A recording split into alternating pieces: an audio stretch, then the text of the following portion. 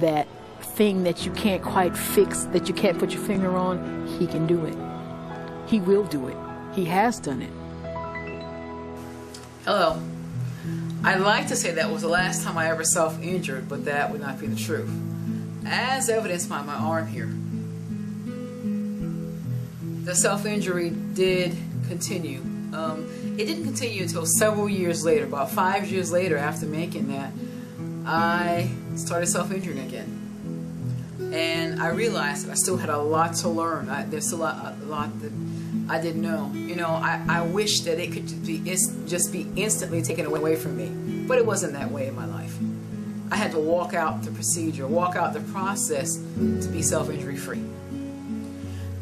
I learned many things in that journey. One of the first things I learned is that I had to be honest with myself.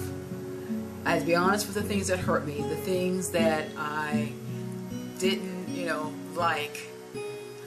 I had to be honest with it and say them. I didn't like them. One of the things that I also had to be honest with myself was about the fact that I needed help to stop, that I couldn't do it by myself. I have to admit, I didn't like that. I didn't like not being able to stop by myself. I wanted to be able to do this by myself, but I couldn't.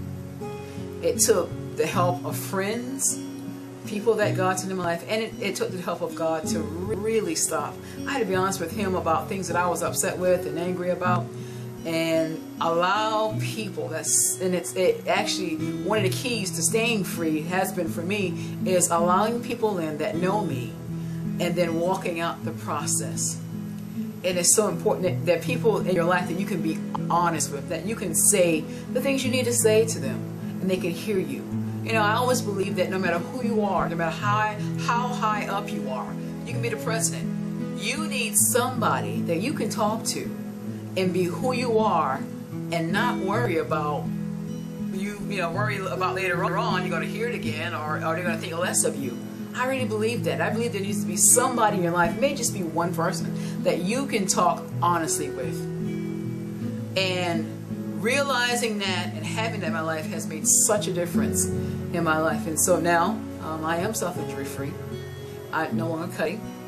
And I wanted to say that, I'm making this mainly because I've seen many YouTubes, and there's much information out there, and many people have things to say about it as far as the youth are concerned. But one of my main things I want to talk about are adult self-injurers. Many times, you don't know. I was reading some information recently about adult self-injurers, and the publisher of the information said, honestly, we don't really know.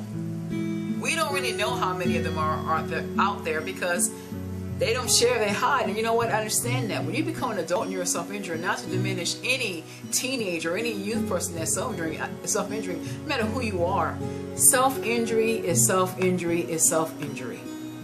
No matter how old you are, no matter who you are, it is. When you become an adult, there's so much more to lose.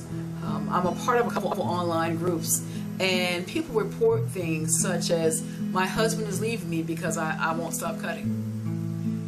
They're taking my children because I won't stop cutting. And I'm a school teacher, but I always have my arms hidden because I realized no one could ever know that I do this. There's so much more to lose. And I just want to say, you don't have to continue in that. You don't have to continue to be adults, to be a self-injurer in general. But, especially for those that are hidden. And I realize that I by no means am an expert about self-injury. I'm just a survivor. I lived through it. And I'm here to tell my story.